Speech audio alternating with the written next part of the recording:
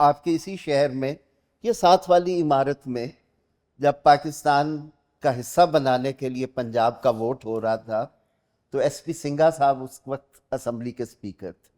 So minorities are part of struggle of Pakistan. اس کو کوئی یہ مفتوحہ علاقے کی minorities نہیں ہے, لہٰذا they are entitled to equality of citizenship.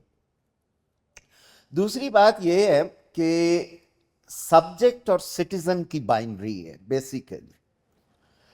کیا ہم اپنے شہریوں کو آج بھی رعایا محکوم بنا کے رکھنا چاہتے ہیں, دبا کے رکھنا چاہتے ہیں, یا انہیں تھنکنگ, اسپیکنگ, ایکسپریسو سٹیزن بنانا چاہتے ہیں؟ سیوک ایجوکیشن کی جہاں ہم اتنی تعریف کر رہے ہیں, اس کے ہر دنیا کے نقطۂ نظر والے ممالک میں مختلف اپروچ رہی ہے. مثلاً کمیونسٹ بلاک میں اسے پولیٹیکل ایجوکیشن کہا جاتا تھا, اور اس کو صرف اور صرف کمیونسٹ فلسفی کی انڈاکٹرینیشن کے لیے استعمال کیا جاتا ہے. سٹیزن شپ ایجوکیشن اسے یورپ میں کہا جاتا ہے, اور وہاں پہ loyalty toward states, peace, human rights.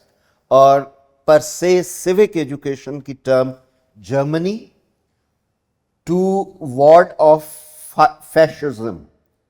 آج آپ کے ملک میں جو پاپولزم ہے, ڈیوائڈ ہے, اس میں آپ کو یہ سبجیکٹ پڑھانے کی بڑی ضرورت ہے, ورنہ ایموٹیو اے پولیٹیکل پارٹیسپیشن ہوگی جس میں عقائد تو بعد میں آئیں گے, انسان ہی نہیں بچیں گے تو ان کے عقائد کیا بچیں گے.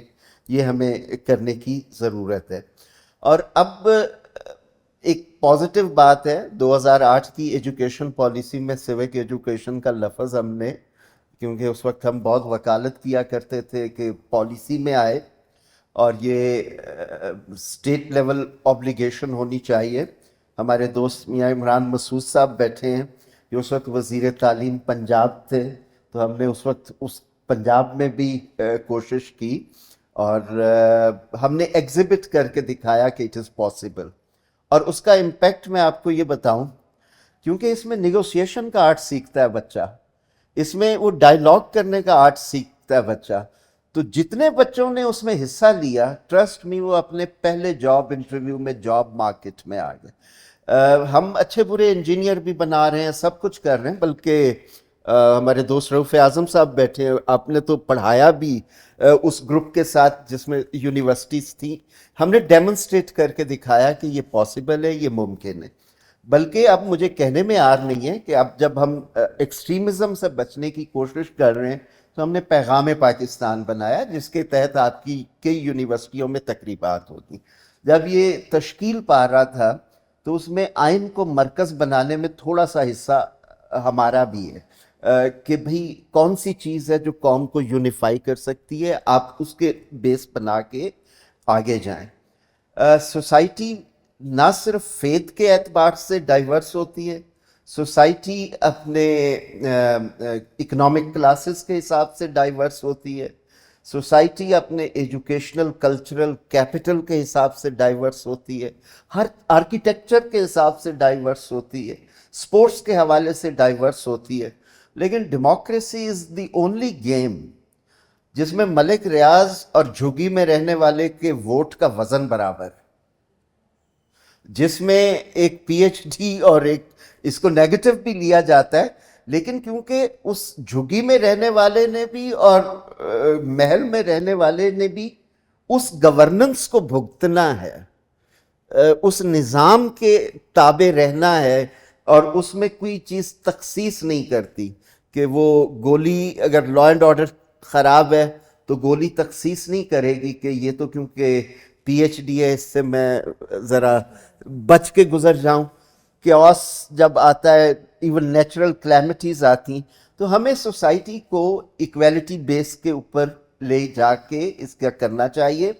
اور میں یہ چاہوں گا, بات ہوئی ہے یہ, اگر آپ پڑھائیں, یہ دنیا میں ڈیبیٹس ہیں کہ صرف آپ پڑھائیں, جی ایک سبجیکٹ انٹروڈیوس کر دیا, تو اس کا فائدہ نہیں ہوگا. The best civic education examples through out world, یہ جارج بش صاحب نے ختم کر دی, ورنہ دنیا میں ایک ہماری एनुअल सिविक एजुकेशन कांग्रेस होती थी, जिसमें I had the honour to attend 7। वो उसके बाद ख़त्म हो गई, वरना दुनिया के मुख्तलिफ ममालिक में जाते थे। Before we could have invited them to Pakistan, वो सिलसिला मुनक़ते हो गया, लेकिन एक नेटवर्क एग्जिस्ट करता है सिविटास इंटरनेशनल के हवाले से। आपको बहुत सारे टीचिंग मटेरियल्स मिल जाएंगे। दूसरा, यूनिवर्सिटीज़ के हवाले से एक टेलरीज डिक्लेरेशन है, जिसमें यूनिवर्सिटीज़ हिस्सा लेती हैं, और वो स्टूडेंट्स की उस इंगेजमेंट के हवाले से है कि आप सिविक एजुकेशन कैसे कर सकते हैं। आई होप कि जब आप मिल के काम करते हो तो आपका जो है प्लूरैलिटीज़, डाइवर्सिटी एक प्रीमियम बनता है, बजाय इसके कि वो नुकसान में आए।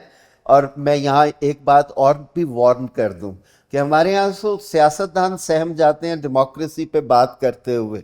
उन्हें पता होता है कि इस ज़माने में कौन सी बात करनी है। तो दुनिया में एक ये भी चैलेंज है कि कंट्रोवर्शियल कंटेस्टेड सब्जेक्ट्स के ऊपर डिबेट्स को फैसिलिटेट करना, जबकि आप इंक्रीजिंगली एक सिंगल नैरेटिव नेशन बनते जा रहे हो, तो वो बड़ा एक अपनी जगह चैलेंज रखता है। और आमरीत के फ़वाइद हमारी 10वीं जमात की सिविक्स की किताब में 14 हैं, जमहूरियत के फ़वाइद 7 हैं, नुकसानात उधर कोई ज़्यादा हैं, जमहूरियत के आमरीत के कम हैं। तो इस किस्म की बैड सिविक एजुकेशन को भी अवॉइड करने की ज़रूरत है।